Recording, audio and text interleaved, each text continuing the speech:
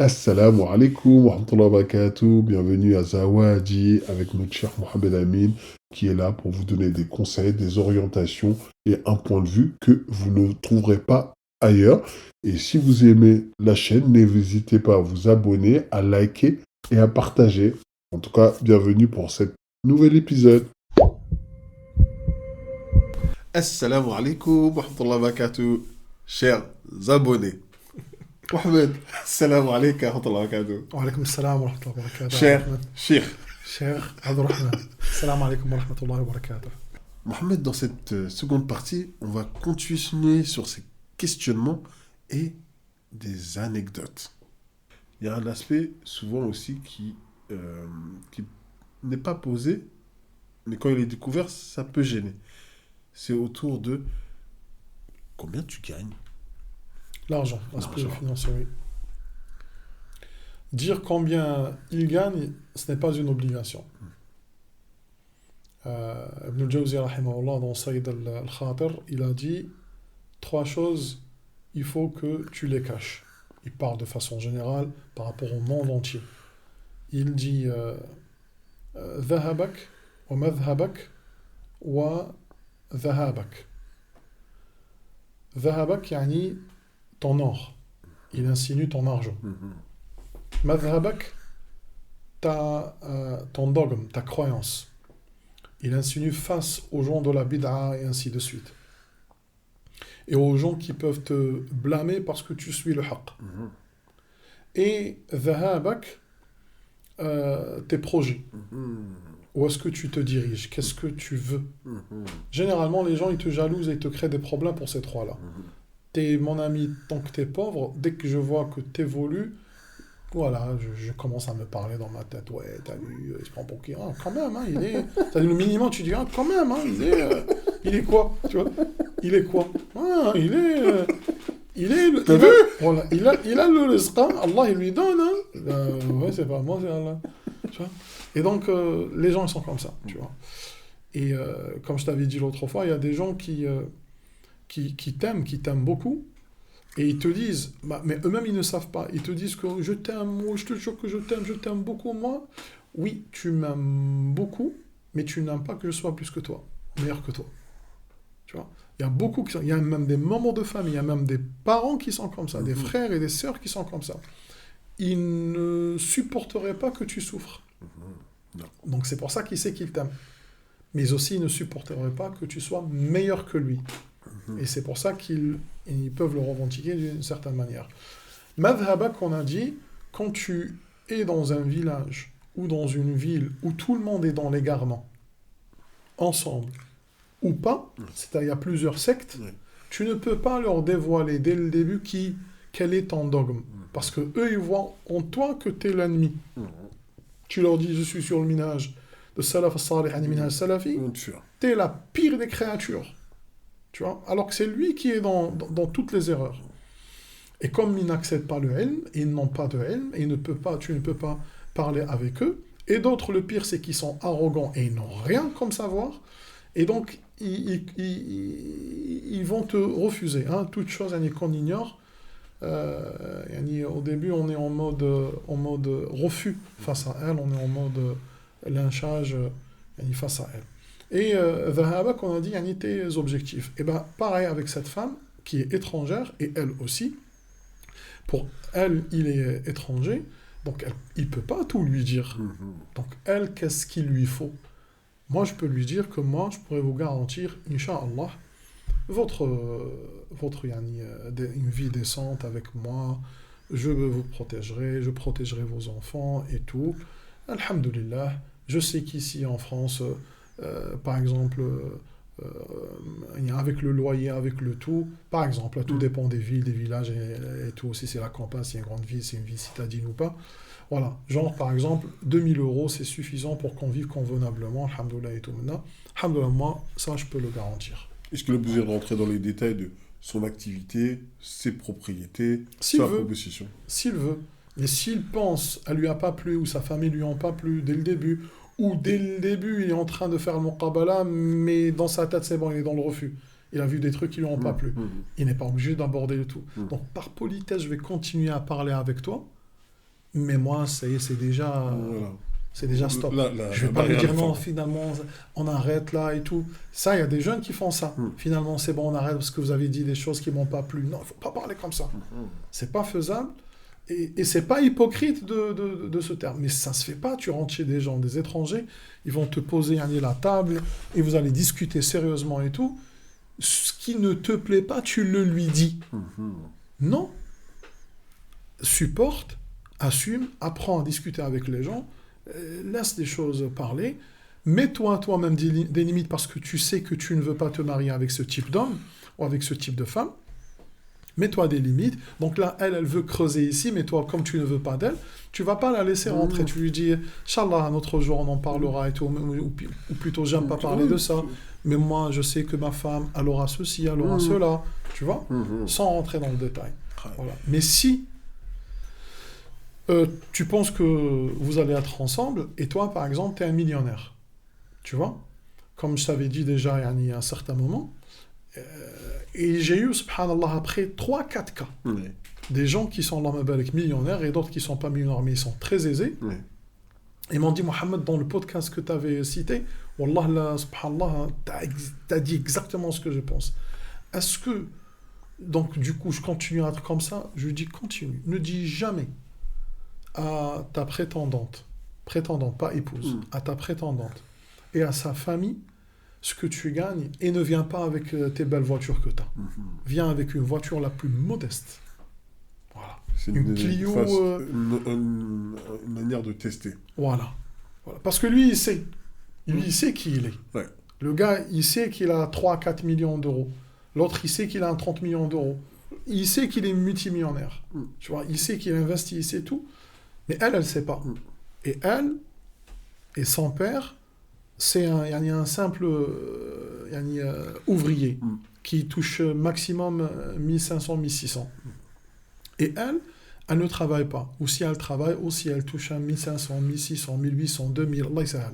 Bref, dans tous les cas, on sait très bien que même s'il est moche, et même il prie même pas, ben, dès qu'elle va le voir, si elle n'est pas, si, je dis bien un grand si avec un S majuscule, si elle n'est pas très pieuse, elle est, comme ils disent, musulmane, mais elle ne prie pas, ou moite-moite, ou juste elle prie, elle va accepter, et ils vont dire, Allah, il va le guider avec le temps et tout, mais elle voit juste l'opulence et l'aisance. Et donc, c'est pas bien. Mais quand je viens sans argent, avec un strict minimum aussi, pour que toi aussi, tu dises pas, attends, lui, il est venu sans rien, il prend pour qui? Et donc, il y a un strict minimum. Là, tu verras le vrai visage, la vraie femme, tu vois, et la vraie famille. Et donc, laisse les choses passer, et toi, tu te sens bien à l'aise, bien fort. Et dans le cas inverse, où l'homme, on va dire, puisque tout à chacun, quand on fait la muqabala, quelque part, on regarde, et puis on dit, ah, ils doivent être riches. Et si l'homme détecte, on va dire que sa femme, potentiellement, c'est une princesse, entre guillemets princesse dans le sens où elle a un patrimoine, et qu'il l'a détecté,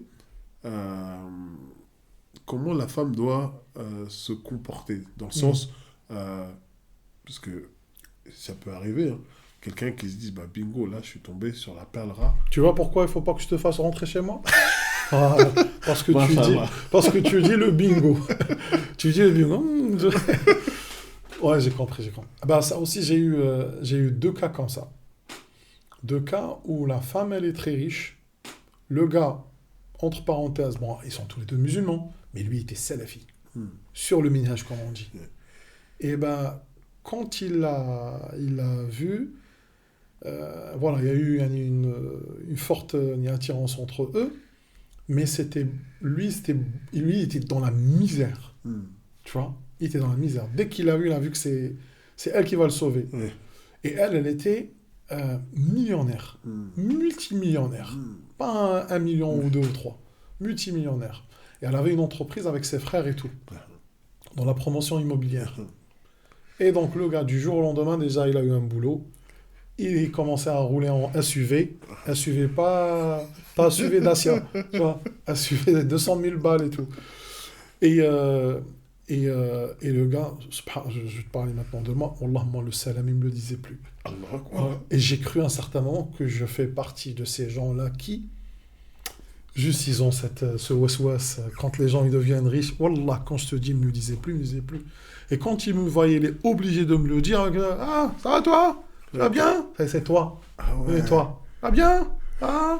Ouais, alhamdoulilah, ouais, ça va. Bon, tel, on va partir dans tel lieu et tout. Ne dis pas que c'était un de tes étudiants. Il était plus que étudiant. Étudiant proche, très proche. Ouais, subhanallah. Malish. Et puis à un certain moment, une fois, yani, il a découvert que la femme n'arrive pas à avoir des enfants. Là, il était entre le marteau et l'enclume. Il veut quitter, mais il n'arrive pas. Parce que aussi, toute sa vie, elle est ici. Tout son gain de pain, il est ici. Le gars, il m'a dit, je me lave avec du foie et il dort avec du foie. Et il mange très très bien. Et donc, du coup, une fois, il y a eu trop de conflits, bah, ça y est, elle a dit que je veux divorcer. Et là, lui, il pique des crises, il dit, mon haq, ma part. Il dit, part de quoi? Il lui dit, j'ai travaillé avec tes frères, promoteurs et tout. Moi aussi, j'ai travaillé, j'ai ma part. Il dit, attends, tu veux nous hériter ou quoi? T'as rien, quoi, même pas. T'as travaillé, t'étais salarié, salam alaikum. Non, j'ai participé, vous m'avez promis, vous m'avez dit, non. Jusqu'à aujourd'hui, il est aux tribunaux avec eux, mais il gagne rien. Le gars, il est devenu un taxieur, il est devenu comme ça. Et pas de sous, pas de rien. Maintenant, bizarrement, il me reconnaît. Ça m'a Wallah, je t'ai vu dans le taxi. Wallah, il me dit ça. J'étais dans le taxi. Je t'ai vu. Ça, c'est au bled, hein, c'est pas ici. Je t'ai vu. Je me suis dit, ah, Mohamed Ali, il faut que je fasse demi-tour, il est venu. Et du coup, il s'arrête, il vient, il m'embrasse, il m'enlève toute la poussière. Il a retrouvé la raison. Ouais, il m'enlève toute la poussière au dos. Tac, tac, tac, tac, encore là, tac, tac, tac. Ça va, Mohamed Amin? Tu vas bien, mon frère? Mashallah, mashallah. Le nour, la lumière, tu vois, il voit en toi la lumière, il voit tout. Subhanallah. Alors qu'il avait oublié. Ouais. Et il y a une autre histoire liée à lui. Comment il s'est souvenu de moi et il a entendu que j'étais imam. Et donc il m'a appelé pour me dire, Mohamed Amin, est-ce que tu peux me trouver une femme? Là, j'en ai marre moi, de ce bled et tout. Trouve-moi une femme. Et je me suis dit, subhanallah, ce gars-là, quand il passait par moi, salam, c'était un luxe de l'avoir de lui. C'était pas une ou deux ou trois, hein, c'était des dizaines de fois. On a dormi ensemble, on a fait des pique-niques ensemble, on a fait la plage ensemble, on a fait la dawa ensemble, En on a fait, fait il était plein passé de à un trucs. autre niveau. Donc, Mais alors là, il ne me voyait plus, il ne me calculait plus. Et puis après, maintenant, du taxi, de loin, il te voit, il arrête les clients, ils sont avec lui, il sort, juste pour m'embrasser, il revient.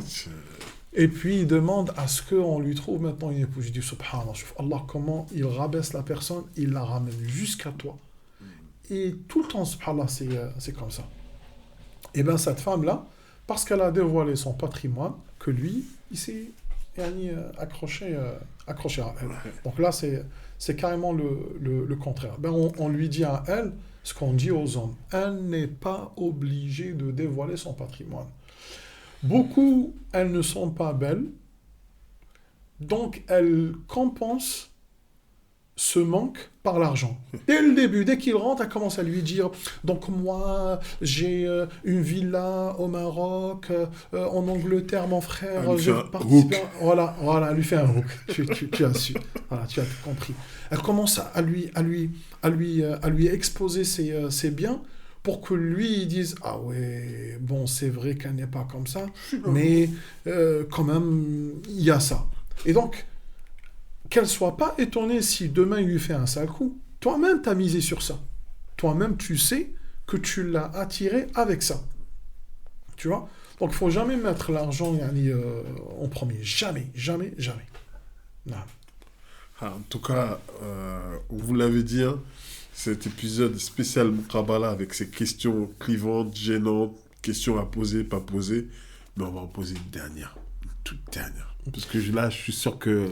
Excuse-moi aussi, et combien de femmes m'ont appelé pour me dire, chérie, il y a tel qui est venu me demander et tout, et tout, et tout. Et moi, je sais que tel, il est, masha'Allah, en plus il a de l'argent, mais il lui a pas fait voir, parce que je lui ai dit, il faut pas faire voir aux gens que tu as de l'argent, mais comme on a dit, tu lui fais comprendre que tu as un boulot, alhamdoulilah, à sa famille, alhamdoulilah, et tu peux yani, assumer à l'aise yani, ta famille. Et donc, du coup, elle passe par cette occasion, cette grande chance qu'Allah lui a, yani, donc elle est privée parce que, voilà, elle voulait encore quelque chose de meilleur. Eh ben, t'étais tombé sur le meilleur et tu l'as Mais pas tu eu. l'as loupé. J'allais dire la toute dernière, non pas une question, pas croustillante, mais est-ce qu'à un moment donné, lors de cette muqabala, parce qu'à un moment donné, tu as évoqué quelque chose, il faut être sérieux. Est-ce qu'on peut taquiner, rigoler, lors de la muqabala avec sa future? C'est-à-dire rigoler. Faire des blagues. Des blagues. Ouais.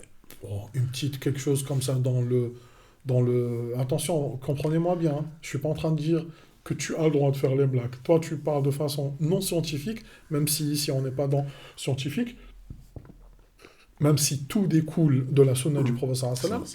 Mais faire des blagues, c'est un gros mot, mais parler et avoir yani, son caractère, et dans mon caractère, je suis une personne qui est, comme j'ai dit tout à l'heure, ouverte, donc au sens grand et large. Je suis une personne ouverte, je suis une personne yani, qui peut faire yani, une petite vanne et tout. Ouais. Non, ça c'est toléré. C'est-à-dire un peu comme on fait lorsqu'on raconte des anecdotes. Non, ça c'est toléré. Mais prendre le micro et parler comme une aussi. En mode one-man show. Voilà, elle m'a parlé, cela fait à peu près 4 ou 5 jours. 4 ou 5 jours pour me dire que voilà, il y a eu une personne qui est venue la demander au mariage, elle est venue de Paris. Et donc la personne, elle parle, elle m'a dit, mais cheikh, il y a quelque chose qui m'a intrigué en lui. Il est gentil, il n'y a rien que je lui reproche, sauf le fait qu'il est étranger, il est rentré chez nous, il parle, il rigole, il a parlé, il n'a pas lâché le micro. Il n'y a que lui qui parle. À un point, ma mère, elle m'a dit... tu vois. Et lui, il était à l'aise. À l'aise. Et presque les pieds sur la table. Voilà. Il a envoyé à celui qui a fait... qui se connaît sur la rencontre. Il lui a dit, c'est bon, dis-lui que juste elle demande combien la dot. C'est-à-dire le lendemain. Ça, il a fait ça, c'était combien la dot, et alhamdoulilah, elle m'a beaucoup plu et tout. Ouais, il a verrouillé le truc. Voilà, elle a verrouillé. Mais est-ce que elle, tu lui as plu? Et donc, elle m'a posé la question sur ça. Le fait qu'il parle trop, à un point où c'est anormal. Et il rigole tout seul, il fait plein de blagues. Il n'y a que lui qui rigole. C'est suspect. Tu vois, est-ce que... voilà, et il a un certain statut religieux. Ouais. Est-ce que je le prends comme un pour son statut et tout ou pas? Je lui ai dit, moi je ne pense pas. Ouais, contradiction. Ouais, statut religieux, c'est quoi statut religieux? C'est un savant, c'est un talibé, un grand talibé. C'est quoi un statut religieux? Même s'il est imam chez qui? Donc, en vérité, une personne qui est comme ça, parce qu'une personne normale, déjà, quand elle est chez les étrangers, elle ne peut pas s'ouvrir autant. Et au contraire, c'est un manque d'intelligence. Ibn Hibban, rahimahullah, il cite les caractéristiques, et aussi, dans Kitab al-Avkiya, comment il s'appelle, Ibn Jawzi, rahimahullah, parmi les caractéristiques de la personne abrutie, c'est qu'elle parle trop.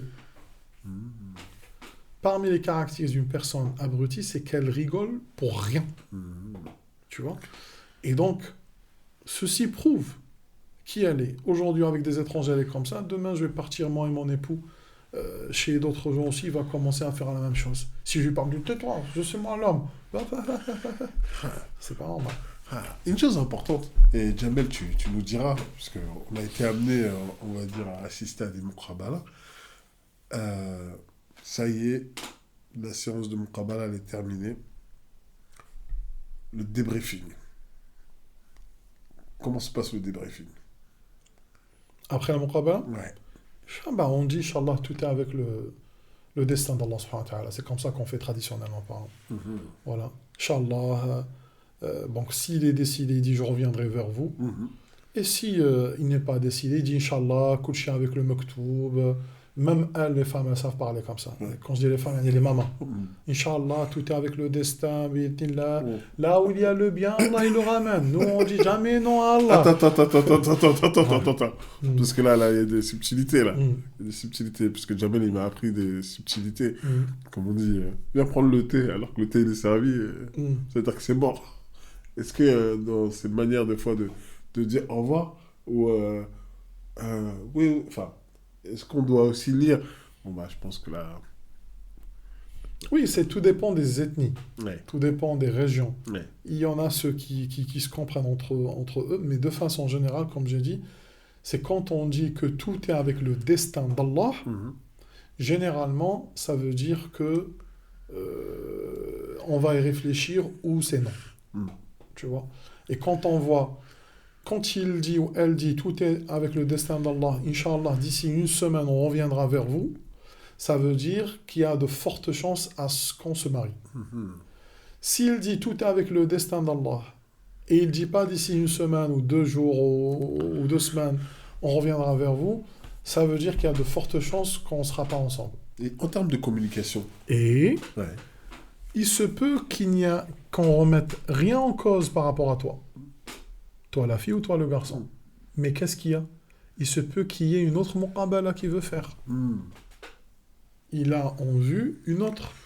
Donc dans sa tête, je ne sais pas si je dois prendre celle-ci ou celle-ci. Mm. Tu vois? Et elle aussi, elle a vu, on lui a présenté un autre homme. Mm. Tu vois? Et donc celui-là, il a quelque chose qui lui déplaît. Mm. Et quand on le lui a décrit, Mhm. donc on lui a dit par exemple, il est sur la sunna, il est masha'Allah, très éduqué, très ceci, très cela, mais il n'a pas de travail, il est chômeur. Ouais. Et celui-là, on lui dit, bah lui, par exemple, il est ingénieur, il travaille dans une grosse boîte, il touche super bien, il gagne super bien sa vie. C'est un musulman, il est bien, mais il n'est pas dans ce délire de sunna, pas sunna et tout maintenant. Tu vois? Donc les deux, ils ont quelque chose de bien. Mm. Lui, il reste quand même musulman. Mm. Et lui, il est ce que elle est. Mm. Mais il n'a pas de travail. Mm. Mm. Et là, pour une femme, c'est un dilemme. Mhm. Tu Est-ce prends que je celui-là. patiente ou... Voilà, je prends celui-là, c'est Allah qui va nous donner la subsistance. Ou je prends celui qui est déjà prêt, c'est moi qui va lui apprendre la religion. Mm. Tu vois? Et généralement, il ne suit pas. Mhm. Ah, La Jamel. religion, il ne suit pas. Justement, Mohamed, une question que certains ont déjà posée. Elle ou il n'admettent pas que le futur prétendant mène plusieurs muqabala en parallèle. Est-ce que c'est une question qui peut se poser dès le début? Est-ce que tu fais plusieurs muqabala actuellement ou Ça sert à quoi? Ça sert à quoi si ce n'est pas... Mettre le doute. Voilà, si ce n'est pas... Quoi, 10? Bon, bah vas-y. je Non, vais non, pas si t'en- ce n'est pas créer en toi-même quelque chose et toi-même, tu as une certaine phobie par rapport à... Ouais. Ça te sert à rien. Toi, tout ce que tu sais, c'est que lui, il t'a plu ou pas. Et toi, autant que homme, tout ce que tu sais, c'est qu'elle, elle t'a plu ou pas. Pourquoi tu vas lui poser est-ce que tu mènes plusieurs muqabala? Ouais. Ça ne te sert à rien. Ça relève d'un autre monde invisible.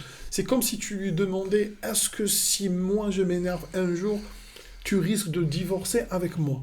Tu vois? Et ainsi de suite. Non, non, ça sert à rien tout ça. Et autre question pour revenir sur ce que tu as dit avant. Si la femme, dès quasiment le début, ne ressent aucune attirance et du coup, en gros, est-ce qu'elle peut refuser, en disant, de se dévoiler, de se montrer telle qu'elle est vis-à-vis de ses maharim parce que justement, elle voit que dès le début, c'est hors de question. Oui, mais gentiment, poliment. Oui, mais gentiment, poliment. Ouais. Parce qu'elle sait qu'elle ne va pas se marier avec lui. Ouais. Elle le sait depuis le début, ça y est. Dès qu'elle l'a vu, elle s'est dit « Oh non ». Tu vois? Donc certaines, parce que certaines en fait ne se dévoilent qu'à partir du moment où, disons, elles trouvent les choses sérieuses. Donc elles ont le droit de faire ça, de se présenter couvertes, voilées. Non, il n'y a pas de quelque chose qui s'appelle sérieuse ou pas. La muqabala est l'entrevue sérieuse. C'est un entretien sérieux. Maintenant, si elle ne veut plus se marier avec lui, oui, elle peut ne pas se dévoiler parce qu'il n'y a aucune vocation pour qu'elle se dévoile à lui, tu vois. Mais si, non, elle l'a vu, il lui plaît, mais elle ne sait pas encore et tout, non, là, c'est de son droit à lui de voir, elle aussi, s'il peut avoir d'elle ce qui lui plaît, ce qui l'attire et ce qui le mène à continuer avec elle cette discussion et cette relation. Tu vois? Comme elle l'a vu, elle est satisfaite. Ben lui aussi, il n'est pas satisfait. Il l'a vu comme on la voit dehors. Sinon, ça sert à quoi de venir parler avec toi à la maison? Je peux te parler dehors. Salam alaikum, est-ce que vous êtes marié? Non, parce que je voulais discuter avec vous vite fait pour savoir, moi, franchement, vous m'avez plu et tout et tout. Ah, il peut lui demander comme ça, tu vois. Et une fois que, bon là, ça y est, on va dire, la séance de Moukhabala, elle est terminée, les familles se concertent, font leur petit débriefing. La démarche, par exemple, l'homme désire se marier avec la femme, on pose un cas, est-ce que c'est les parents, les tuteurs, qui vont aller annoncer auprès de la personne en disant pour votre info, nous souhaiterions, enfin mon fils est d'accord, si votre fille est d'accord pour se marier. Comment ça se passe? Parce que souvent ces étapes-là, des fois c'est un peu imbriqué entre bon bah on s'est mis d'accord et puis bah un jour, allô imam, ça y est, je veux me marier. Comment ça se passe? Non, c'est vrai. Wesh, imam, t'es libre là, derrière l'immeuble là où je veux me marier? Oui, en fait, en vérité, le garçon, le prétendant, il peut continuer tout seul. Il peut continuer tout seul. Mais, pour donner de la valeur à la fille et à sa famille, parce qu'elle n'est pas arrachée d'un arbre, comme on dit, donc elle a toute une famille, grande et petite, il doit venir lui aussi avec sa famille, pour faire des choses de famille à famille. Et pour lui dire aussi que moi aussi je te fais l'honneur. Et je viens aussi avec ma famille. Après, il faut faire la distinction entre la famille et les problèmes et la complexité des choses. Il y a des familles qui voient le mariage d'ici 1 an en faisant des dizaines, des centaines de protocoles. Tu vois?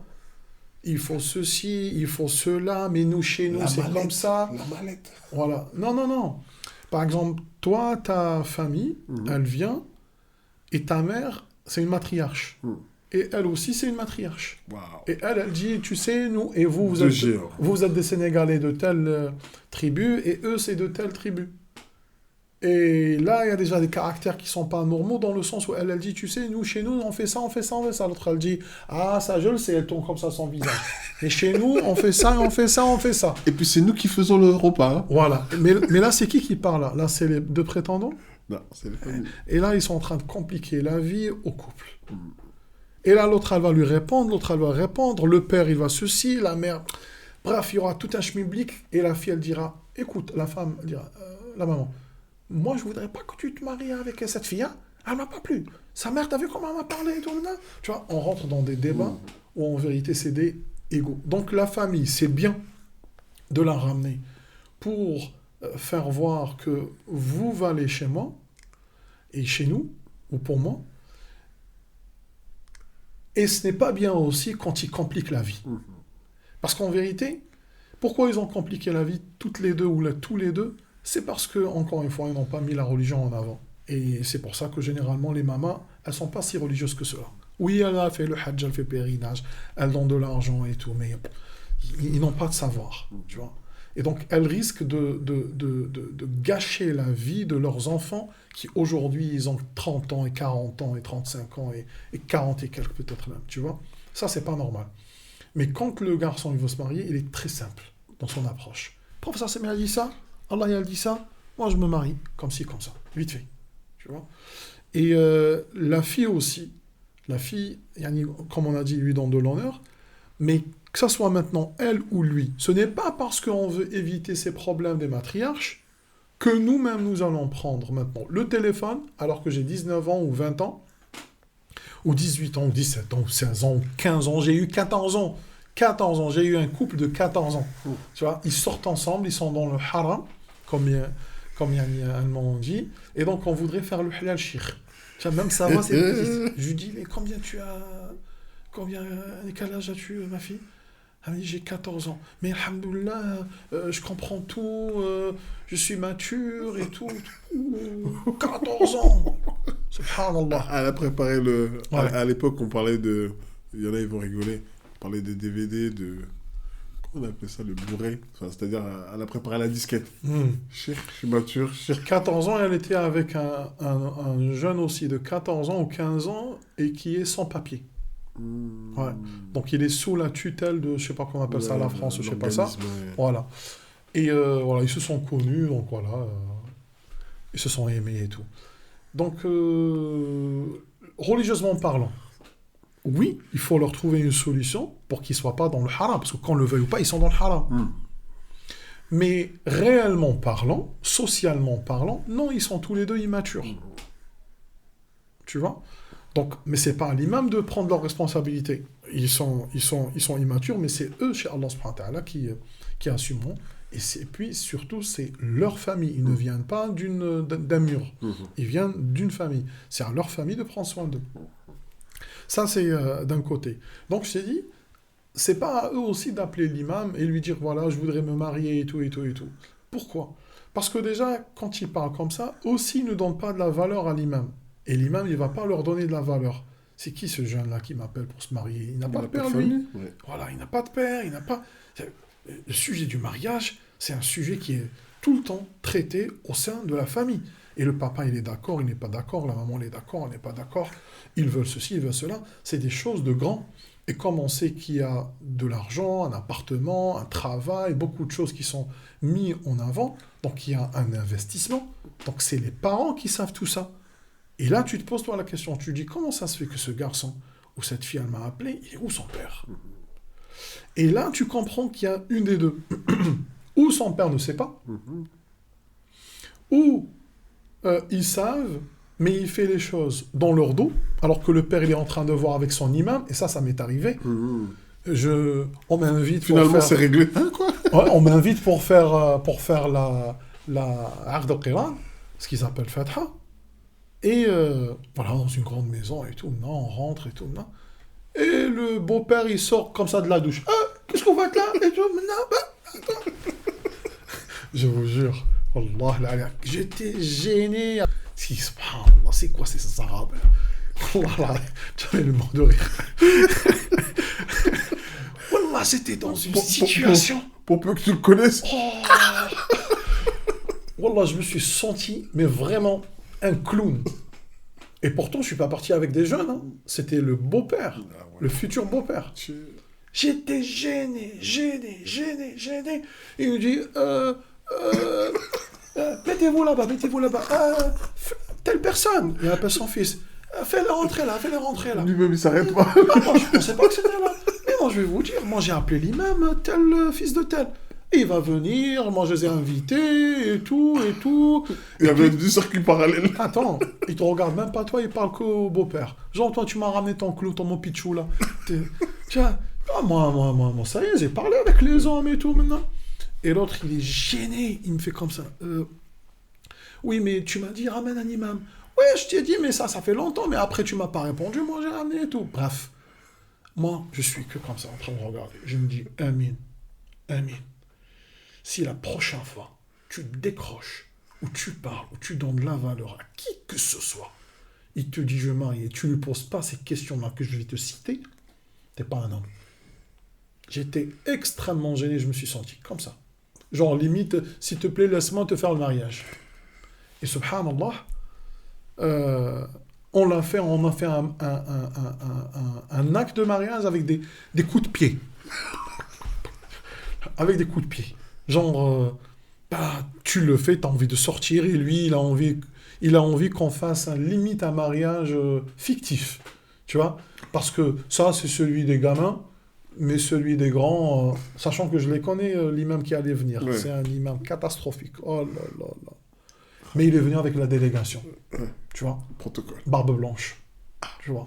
Donc, forcément, ils connaissent mieux et ils savent mieux. Et Wallah, c'est un égaré comme pas possible.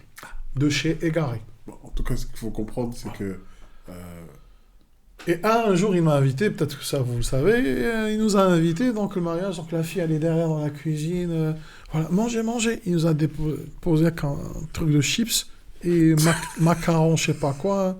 Une bouteille, c'est quoi ça? C'est la fête. Voilà. Et donc, c'est ce que tu vaux, tu vois. Voilà. Bon, on n'est pas venu pour notre ventre, mais tu comprends qu'il n'y a pas de valeur.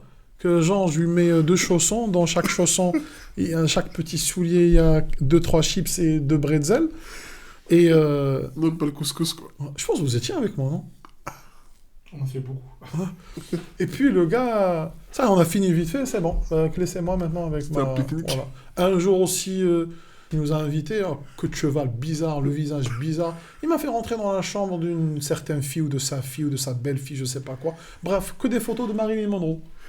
Tout est rose. Et minuscule petite chambre, un lit superposé. Il m'a fait rentrer en dessous du lit superposé, assis comme ça. Inna alhamdulillah, inna ahmaduhu, wa nasta'inu. Je me suis dit, mais qu'est-ce que je suis en train de faire là? Marilyn Monroe avec ses tenues, hein. Là où je regarde, tu vois. Et je fais le Aqd al-Qiran, et dit, l'imam, mashallah, l'imam, tu vois, l'imam, il est simple, tu vois, pas de protocole. La maman du gars, elle vient, coupe demi-carré, le jean, l'imam, donc on vous donne ça, mais vous inquiétez pas. Madame, s'il vous plaît, faut pas toucher et tout maintenant. J'ai été chez des gens, c'est des Arabes, hein, d'origine. La ilaha illallah. Catastrophique. Là, ils vont dire que c'est les religieux qui sont arrogants. Ouais. Ah non. Ça, c'est... On ne donne pas de la valeur. D'accord. Ça, c'est quand on ne donne pas de la valeur et quand on veut faire un mariage de voleur. Tu vois? Ça veut dire, dès le début, il y a ce truc de...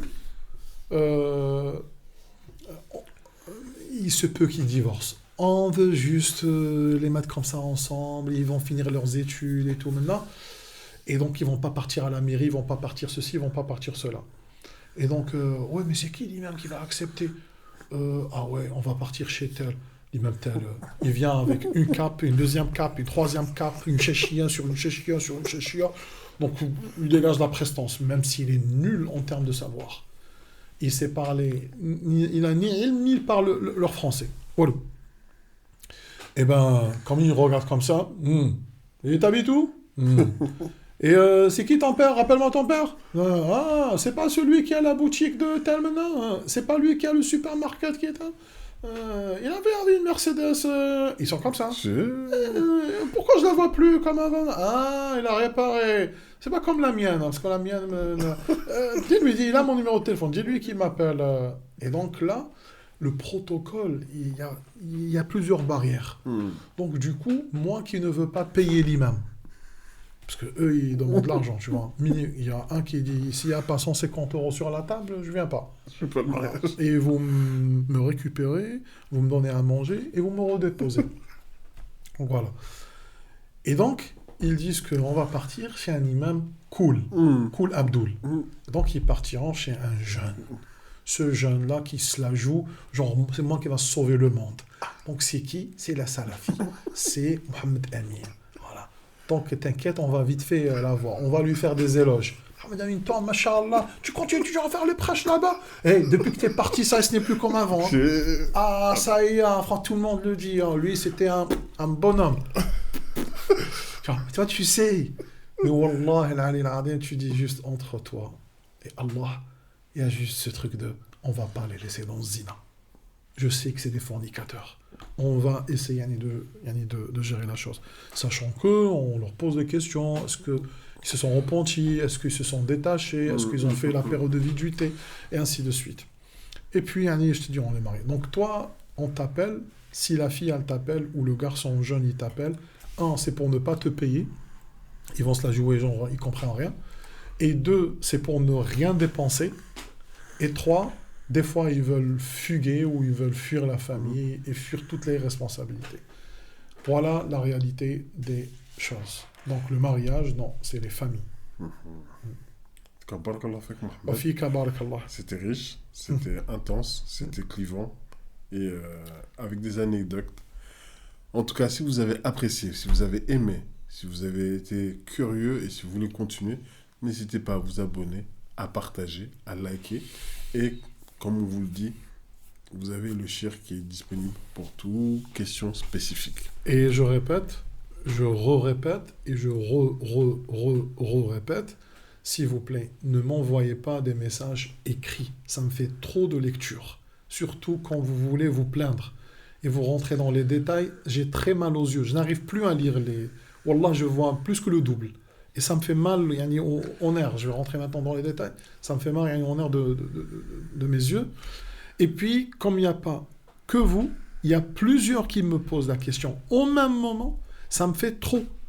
Et les frères qui m'envoient les points d'exclamation, et même des sœurs des fois, ou points d'interrogation, genre tu ne réponds pas, bah, c'est normal parce que je suis en ligne, mais je suis occupé à parler avec yani, d'autres aussi. Donc, ayez un petit peu de pitié, et croyez-moi, Wallah, vous n'êtes pas yani, les seuls. J'ai trop de questions.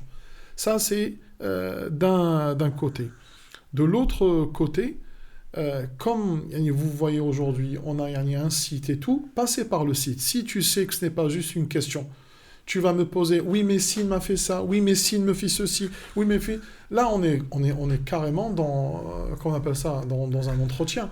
Là, tu prends yani, une demi-heure ou une heure de temps, question-réponse, question-réponse. Non, là, passez par le site, barakallahu fikum. Les questions simples, je réponds, mais quand il y a trop de questions, ça, il faut passer par le site, barakallahu fikum. Et la prise de rendez-vous, elle est toute simple. Vous C'est cliquez ça. sur le lien. Voilà. En tout cas, ben, merci à tous. Jamel, un petit mot de la fin. Salam alaikum. Salam alaikum. Barakallahu fikum.